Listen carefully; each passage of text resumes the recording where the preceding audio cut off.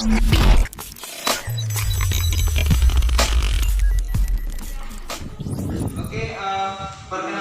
nama saya Abdul Setiawan.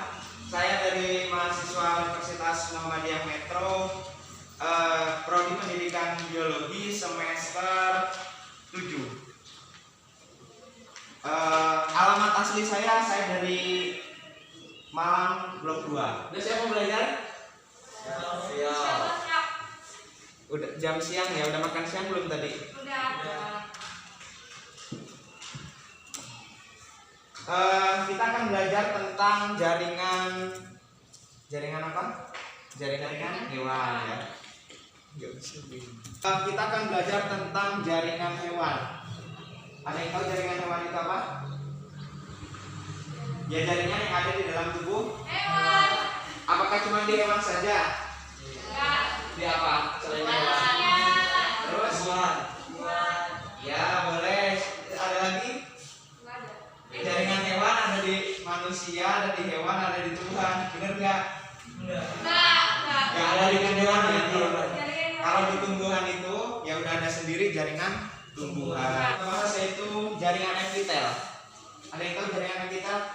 Udah kayaknya di classroom udah dibagikan ya materinya. Jaringan epitel itu adalah jaringan yang ada dari permukaan atau sebagai pelindung tubuh atau organ ya.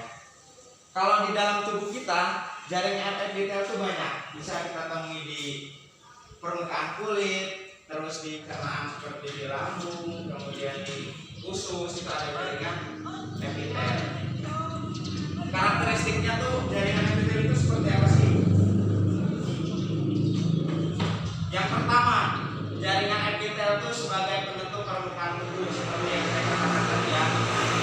Jaringan epitel itu menutupi seluruh bagian tubuh dari bakteri, dari kuman dan dari hal-hal lain. Kemudian yang kedua, tidak memiliki pembuluh darah.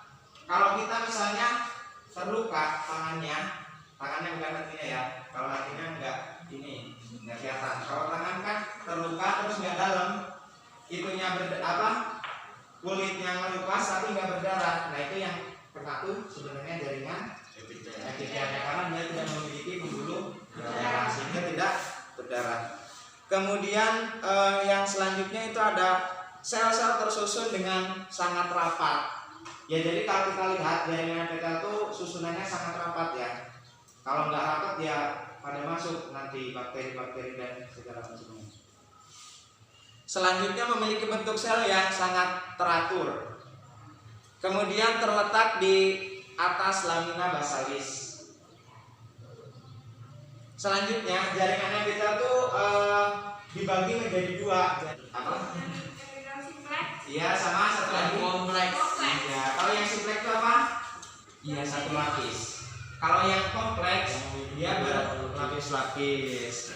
Kemudian setelah jaringan epitel itu ada jaringan pengikat yang berfungsinya itu mengikat jaringan-jaringan yang ada di sekitarnya atau jaringan lain. Jaringan pengikat ini tersusun dari berbagai macam komponen, yaitu matriks dan sel-sel jaringan pengikat. Bentuk sel-sel yang terdapat dalam jaringan pengikat tidak teratur. Jadi susunannya itu tidak teratur. Kalau epitel tadi kan teratur. Jaringan ikat itu terdiri dari serabut elastin, yaitu serabut yang elastis ya. Dari bahasa elastis itu apa kalau elastis? Lentur ya.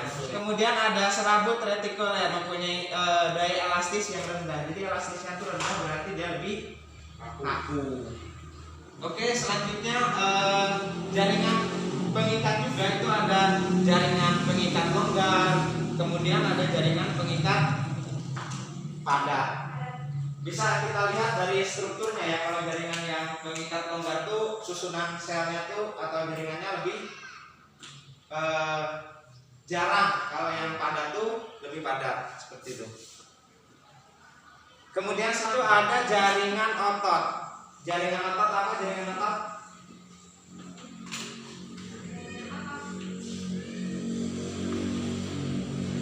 jaringan yang berfungsi untuk menggerakkan organ tubuh dan tulang.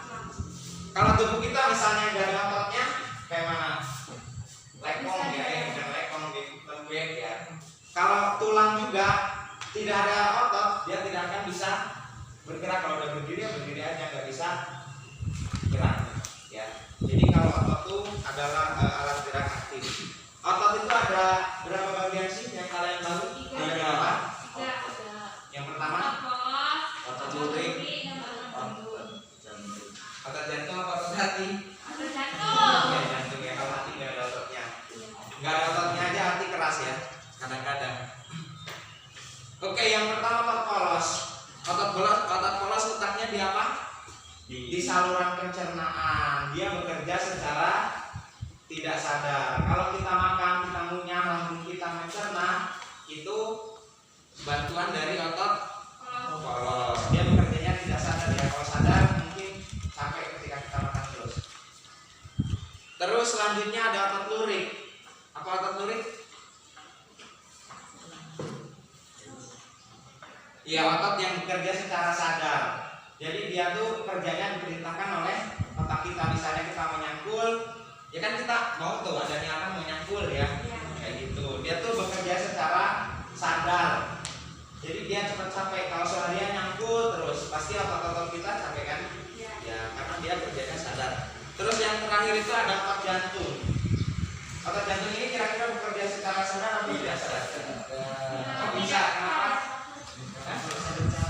Iya, kalau sadar mungkin kita akan istirahat bernapas ya, dan darah kita tidak akan dipompa.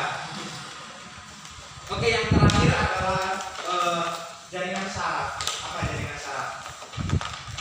Yang udah nulis boleh dibacain. Jaringan saraf apa? Jaringan yang berfungsi untuk mengirimkan atau membawa informasi ya. Misalnya kita nyentuh panas tangan kita, itu di permukaan tubuh kita tuh banyak sekali jaringan saraf. Kemudian dikirimkan langsung ke otak, maka tangan kita akan diperintahkan untuk melepaskan, misalnya megang panas terus dilepasin seperti itu. Itu jaringan saraf ya. Sel saraf mempunyai beberapa fungsi. Yang pertama merespon perubahan lingkungan. Kemudian yang kedua membawa input dari saraf atau pesan ke pusat saraf maupun sebaliknya. Saraf pusat itu ada apa aja? Ada dua. Yang pertama sumsum tulang belakang dan apa yang berpikir? Otak. Iya, otak ya. Oke, mungkin itu saja materi untuk jaringan hewannya. Terima kasih yang sudah mengerjakan lembar kerjanya. Udah ditulis semua ya nama kelompoknya? Udah. Oke, mungkin itu saja untuk pertemuan kita hari ini. Mudah-mudahan yang sudah disampaikan bisa bermanfaat ya. Amin. Kurang dan lebihnya mohon maaf. Saya Iri. Wassalamualaikum warahmatullahi wabarakatuh. Waalaikumsalam.